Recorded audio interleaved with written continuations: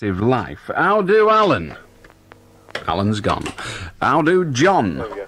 Alright, Alan. I don't know if you know about this, but have you heard that records in Charts moment about the ferry disaster in Brussels in Zeebrugge? When you say about the ferry disaster... Yeah, well, it's like raising funds for it. Do you mean ferry aid? Yeah, that's the one, yeah. Yes. Well, don't you think it should have been more apt than, like, roll over Beethoven? Well, Beethoven wasn't on the boat. How do Sarah? Hello, Mr. Beswick. Can you just bear with me a moment while I speak to you? You've been talking about people, wages, low wages. Now, I have a grandson that went to Polytech for 3 years, got a degree, it wasn't a high degree, I think it was third class, in economics. Now, he was out of work for 6 months and trying. He wrote endless letters, I know, because I paid for the stamps for him. But at the end, he got this proffer of a job, and he took it gladly. It was £80 a week. It was $4,000 a year. And he took it gladly. They said that after 12 months, he would get an increase. And he's worked there 12 months. He got £250. Well, he's 22 years of age. And they just annoy me, these people that say that... They're getting £300 a year. They don't know what people are working for. £80 a week he gets now. And he couldn't live on that if he wasn't living at home with his mother. And I just thought... Well, I fully agree. There are lots and lots of people, I find to my horror, lots of people that earn less than £100 a week. In fact, I'd be tempted to argue that they're in the majority. Yes, that's right. And you see, it's only a small firm he works for. He goes out at 8 o'clock. It's in Liverpool. He goes out at 8 o'clock in the morning. He's not back till 6. And, you know, it's a noise. Well, Sarah, would you support a statutory minimum wage? That's a minimum wage where the law says, the government says you've got to pay this as a minimum, and then the employer has to pay it. I would, because I don't see how people... how people are managing on this at all. Well, I understand that, but what about the companies that cannot afford to pay it, and if they pay it, will go bankrupt because they lose money instead of make a few bob? Yes, I suppose you've got to lose it like that. But it wasn't that really. It was just the idea of these people, that boy or young man, whoever it was, saying they get £300 a year, a week. Isn't it ridiculous? and you see, certainly the statement is, the wage sounds all right to me, but the statement's absolute nonsense. You see, that girl said she only gets £68 That's a week. right, scandalous. Well, it's ridiculous, I mean... do you think it's right that the civil servants should have gone on strike, given that some of them do earn a smaller amount as that? I do, because I feel sorry for the people that will suffer. I know. I have 2 or 3 teachers in my family, and they've been doing these half-day strikes. Now, they all, you know, they spent a lot of money on, 2 or 3 of my lot paid their own. In those days, they had to pay for their own college, you know. They borrowed it from the council. And then when they started working, they paid it back at so much a month. That's a long time ago. They're all retiring now. I was just going to say, it is a long time ago. But, I mean, that's the sort of thing they did. And now teachers, you know, they've had to put the time in and go to college and that. And they come out and they're being treated like this, you know, with these... Disgraceful. I've got a grandson now in London. He's got a degree in maths. And he's had to go into teaching, you know. Well, you'll be pleased to know that the teachers are... Actually, loads of people are now going into teaching. Since the increase in offer, which has not yet been fully accepted, but since the increase... No, I know they've not got it yet. It's not been fully accepted yet. But since that offer was made... recruitment for maths and science teachers has actually increased, which says something, doesn't it? Anyway, it's lovely to talk to you, Sarah. Yeah, well, my grandson's quite glad because it'll mean about £1,000 a year increase for him. You know, and we tried to persuade this other grandson to take another degree in maths, you know, and go on for teaching. But he said that he couldn't stand up in front of a class. You see, he's not made that way. But all I wanted just to say to you was, you know, I feel awfully upset that my grandson should be working for that £80 a week when they talk and think that people are getting 300. OK, love. Thanks very much, Thank Sarah. you very much for Bye-bye now. listening to me. Bye-bye. It's a pleasure. I'll do Graham. Hello, Alan. Yep. We live in a country where people are free, within reason, to do what they want. Now, it's not uncommon to read in the paper or see on the TV news a story recounting the death of somebody whilst they've been mountain climbing or potholing or hang gliding or something along those lines. And these stories are inevitably accompanied by a huge sub-story directed at the deceased. Now, to me, these people have, in a way, died by choice. When I see people suffering from terminal illnesses, people whose lives are being drained away from them, whilst they're struggling for the next breath, I just can't find sympathy within me for those people who've thrown their chance away. I don't think because I think you're referring to the tabloids, I don't think the tabloids are asking you to feel sympathy for the person that fell off his hang glider. I think they're asking you to feel sorry for his widow and 3 children. Oh, yes. Because whilst the individual died, I wouldn't put it as bluntly as you and say died as a result of died through choice. I think they died as a result of their choice. They chose to take the risk and have the excitement, and fair enough. The person left behind didn't, and it's those people that the sob story's about. I mean, if some hang glider spreads himself all over the M6, then so be it. That's his choice, or indeed her choice. But their dependents don't have a choice in it. No. Well, so we can feel, if you like, I don't feel sorry for very many people, but we can attempt to empathise with the emotions of those left behind, if you like. Oh yes, I mean that wasn't really an issue. It was just the people who were left, not the people who were left behind, the people who actually died in this way. That sympathy should be directed towards them. I've yet to read an article that suggests that. I'm sorry, but I don't think I've seen such an article. It doesn't say, oh, isn't it a shame that he jumped out of an aeroplane and paid 320 quid for the privilege and his parachute didn't open, what a shame. I think they say, what about his poor wife or his mother or his daughter or his husband? But they stress the heroics of mountain climbing and potholing. Well, yes, it is heroic. There's nothing wrong with adventure. Adventure has inevitable danger. There's nothing wrong with adventure. I wouldn't be critical of an individual that chose to take his or her life in his or her hands each weekend. That's their choice, as you rightly said. Yes, but just merely the only point I want to make is the sympathy towards those people who actually died in that way. I can feel no sympathy for them. Well, nor do I. We're on the same side, Graham. Thank you very much. All right, mate. Whatever you do, don't go hang gliding now. Wouldn't dream of it. Wouldn't dream of it. You're like me, are you? Yeller. I don't blame you, mate. I wouldn't do it either, jumping out with a blanket over your head. They must be out their tiny minds. It's melodic moment time.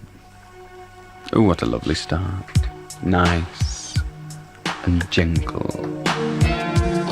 Then it would be on the melodic moment, would it not? This is Gloria Gaynor not actually surviving at this moment. Gets a bit more excited when she does that. I will survive! And I may too.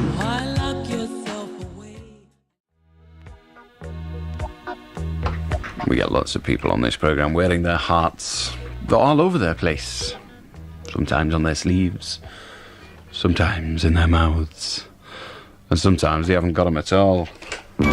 Tracy's Discount Store, with lots of bargains and so much more. Lots of people are talking about Tracy's and their low prices. So if you've not been already, what have you been doing? For a start off, the first floor is simply bursting with gifts and items for the home.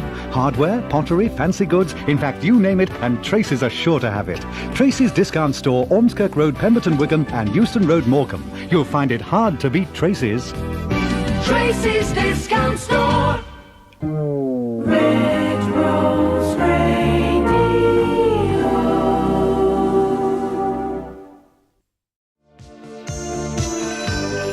Ring him if you dare. Allan Beswick, the Late Night Show. And the telephone number remains the same, 0772, that's Preston 56 1000. Hello, Richard Serling here with exciting news for soul fans this Easter. The place to be is the Village Night Spot on Central Drive in Blackpool. The date is Easter Monday, April the 20th, and the event is a 9-hour soul and funk all-day spectacular. With the top DJs from England and Scotland spinning all the big import sounds and all your favourite oldies as well, it's the place to be on Easter Monday. The Blackpool Soul All-Day Special at the Village. Doors open at 3 on Easter Monday afternoon and you can dance till midnight. Admission just £4, but get there early. Interest in the North West looks like making this the best soul event of the year. See you then at the Village in Blackpool on Easter Monday, 3 through midnight. Well, he may be a very good presenter of soul music, but he's a damn awful cricketer, I can tell you. I've forgotten who, Alice. How do, Bob? Hello, Alan. Hello. Roses are red, violets are blue. I'm dyslexic. I remember that when I was 8. Only I didn't know what dyslexia meant, so it wasn't funny No, then. It's not all that funny now. Your programme in our living room, Alan. You tried to do what? No, I think we should have your programme in our living room. You know, where you were asking for volunteers. Oh, I see. Well, write in and tell me why. Doors widened. You should be able to get in okay. Oh, no. No one's doors are wide enough. I'm coming through Wiginder. Anyway, it's news time now. Ta-ra. Happy birthday. Thank you very much. Yes. How did he know?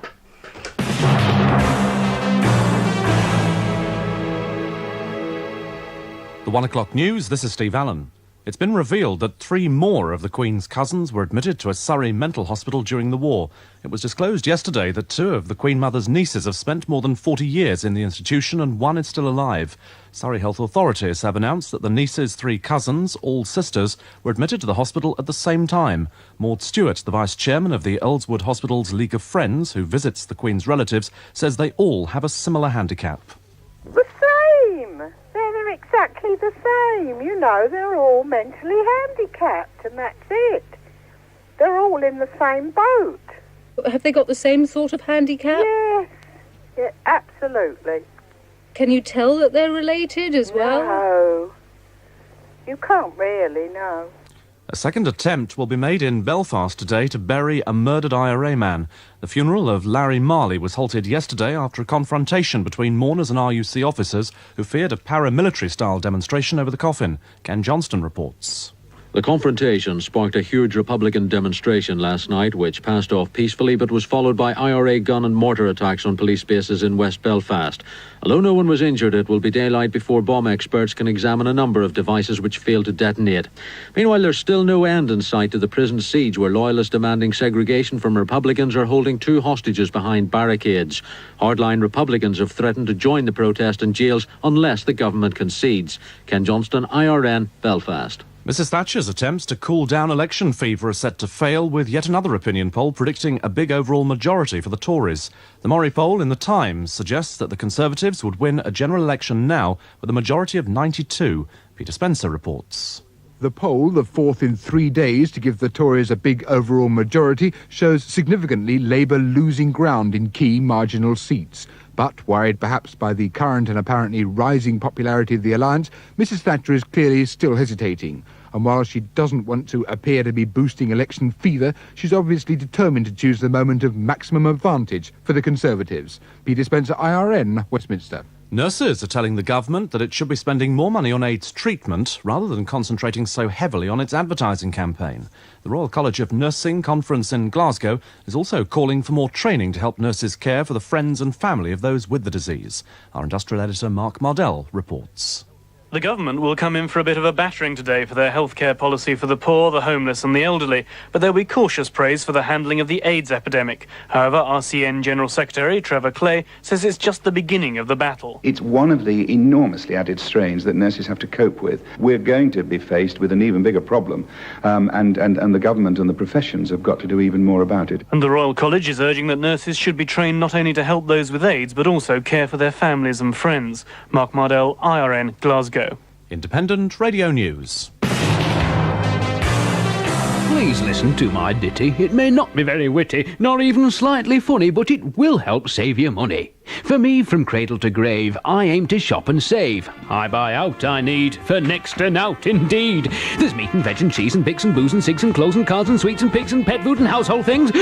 So shop and save a load down Blackpool's Waterloo Road. In the market they call new, and Overt Road the M2. Thank you. Poetry in prices from the Newmarket and M2 Market. It's the place to come, where shopping can be fun. The Newmarket, Waterloo Road. Are you fed up with the double glazing jungle? Do you simply not know who to contact or what to buy with all the different prices being bandied around? Well, the answer's here. A quality window at a price that's affordable to you. The company is Priority Windows of Bolton. The 24-hour action line for UPVC and hardwood windows is Bolton 388969. Low deposit available and free fitting on 2 or more windows. Ring Bolton 388969 now. Ring him if you dare. Allan Beswick, the Late Night Show. Just after 4 minutes past 1, welcome to the final hour of Beswick. Yes, that's it. I'm here till 2. And of course the telephone number remains the same. Preston 561,000. We're going to talk to Sue in a mo.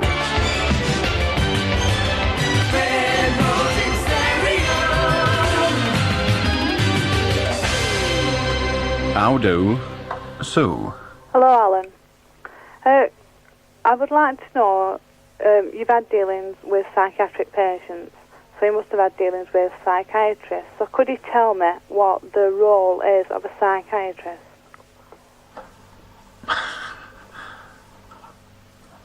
I suppose to diagnose conditions and then to attempt to improve the lot of the patient in some way by alleviating that condition.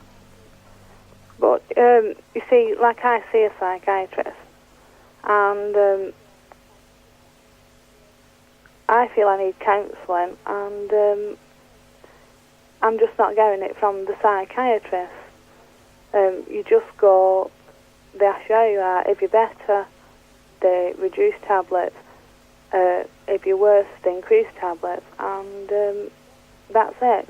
You know, you just don't get spoken to about the roots of your problems, and, you know. The truth is that even if the psychiatrist did talk to you about the roots of your problem, that wouldn't alter the roots. They're still there. But surely there must be, like if you got down to basic roots, you could build from them. I'm not really sure. Let us imagine, let us try to discuss what it is you're saying. You hear an awful lot talked about people's childhood, and we are all the result of our childhood. No one can change it. If you had a damned awful childhood, no matter how many psychiatrists you talk to, you still had an awful childhood. So what a psychiatrist has to get you to do, and they usually do it by drugs or therapy of one sort or another, is to live with you as you are now. How you were then, to a large extent, doesn't matter, because you cannot change how you were then. You can only accommodate how you are now. But supposing it's affecting the way you're reacting to your life now. But no one can change that. Only you.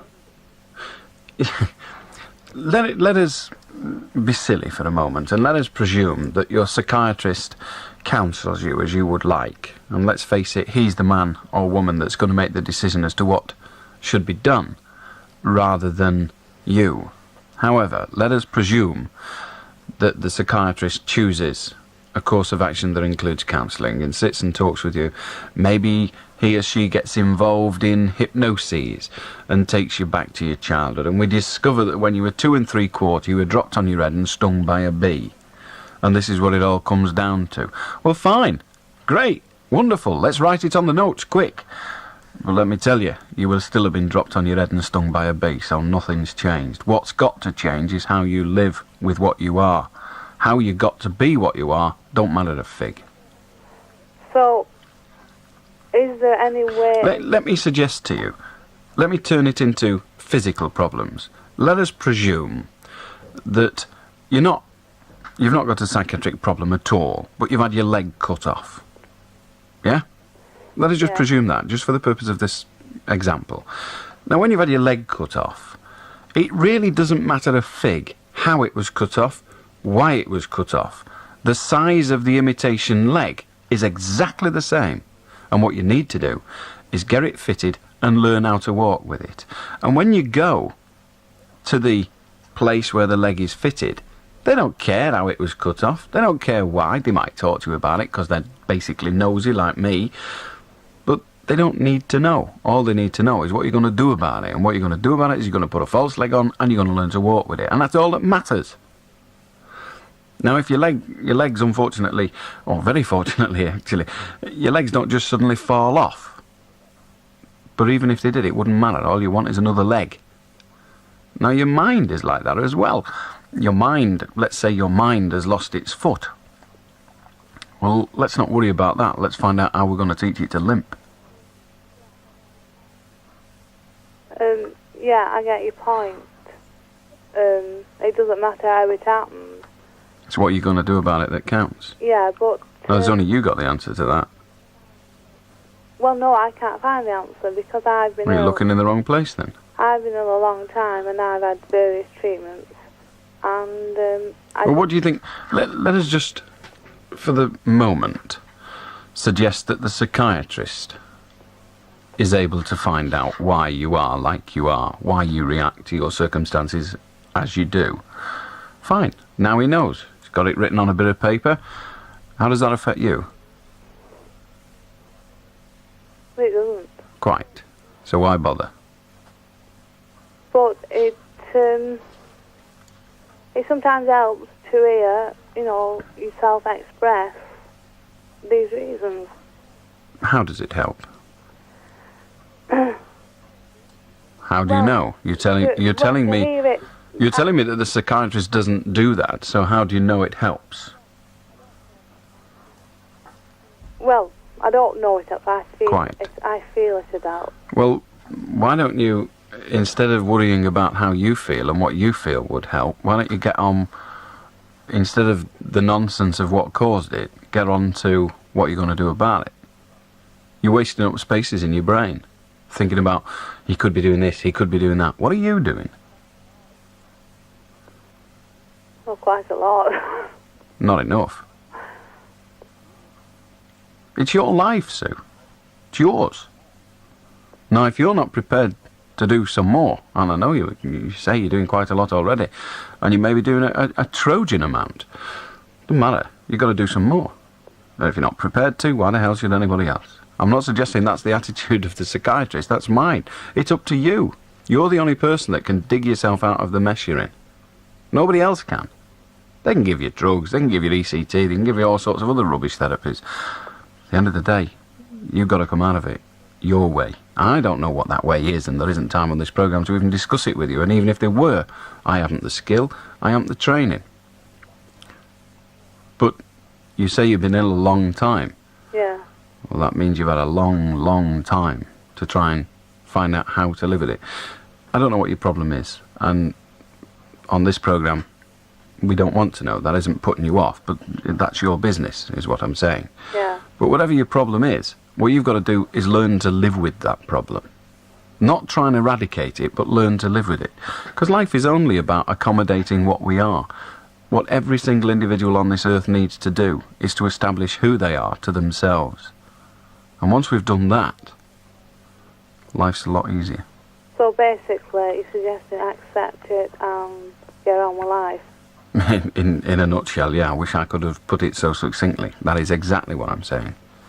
Right, thanks. I know that ain't worth a carrot to you. Yeah. But it's only worth anything. I mean, I'm sorry, I've seen so many people filled full of drugs that it's got them nowhere. I've seen people have ECT. Nothing changed eventually, nothing changed. I've even on one occasion, and it's a very poor experience, a poor sample one, but I even know of a patient who had what is known as a prefrontal lobotomy. And 6 months later he was the same as before he'd had it. What was the point? Yeah. The answer is, nobody said to him, look, it's your life. Live it the best way you can. There's no else. When it's over, you're dead. That's it. You're worm bait. There's nothing else. Yeah. Right. Can I just say that I missed you on the last 3 nights? Well, that's very kind of you. Okay, Sue. All right. Thanks, love. Right. I'm back now anyway. I've got another fortnight, then I've got some holidays. Oh, no. And then I'm back then till August. It's going to be a long, long stretch. All the way to August. I'll probably gas myself about July. All right, love. All right, thanks a Cheers. lot. Ta-ra. Bye. Away on an Avalon holiday. We'll all have fun lying in the sun on an Avalon holiday. Avalon Travel, in conjunction with DFDS Seaways, invite you to Legoland, a holiday packed with adventure and fun for all the family.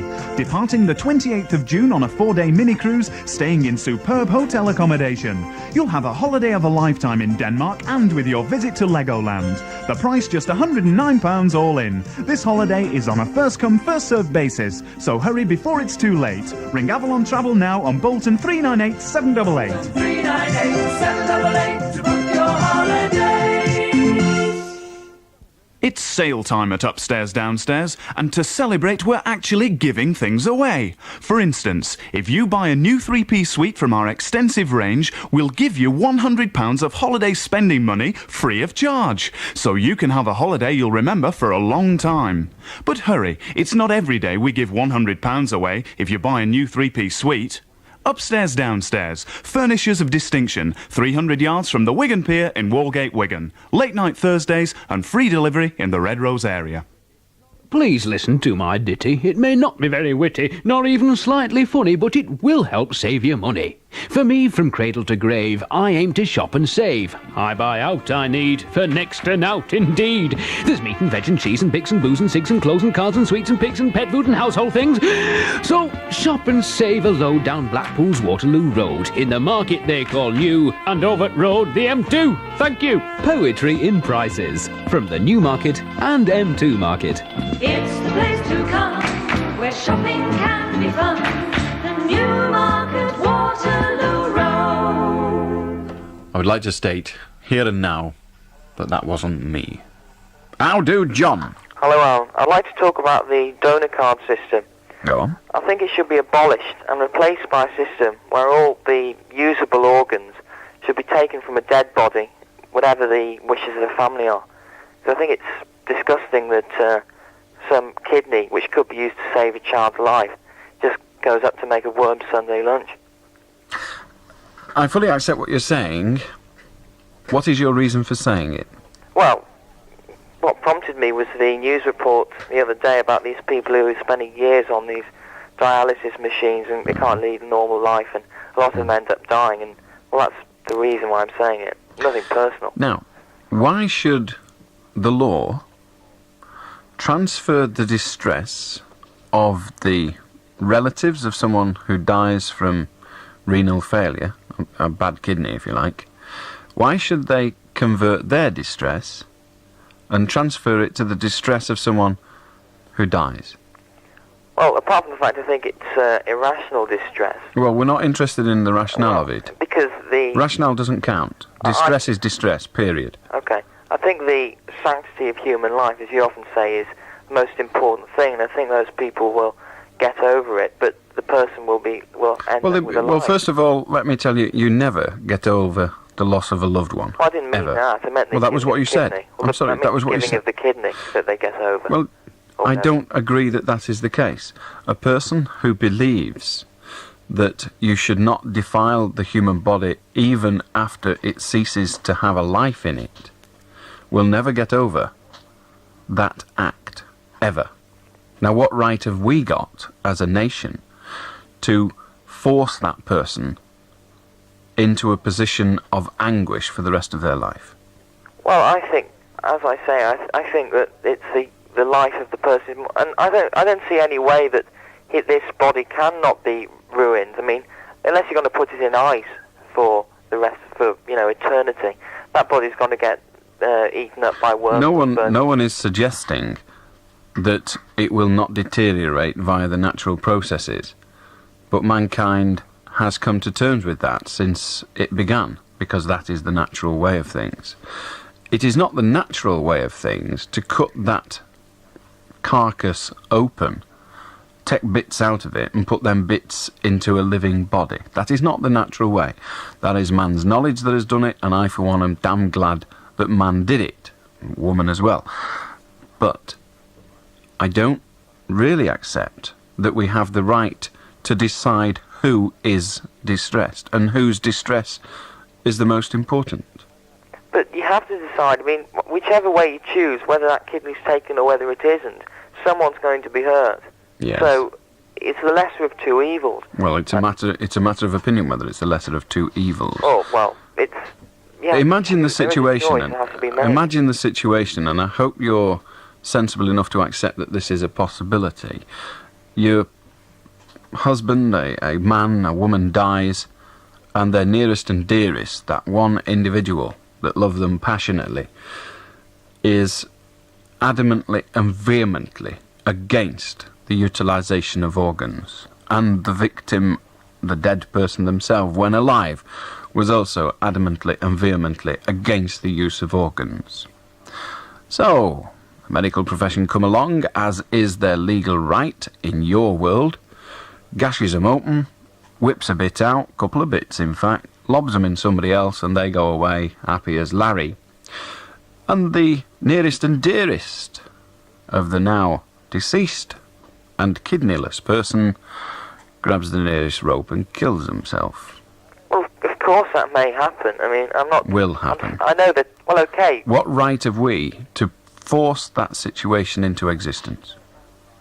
Well, no moral right, except that the human life is being... okay, that's... Which human life? I'm sorry.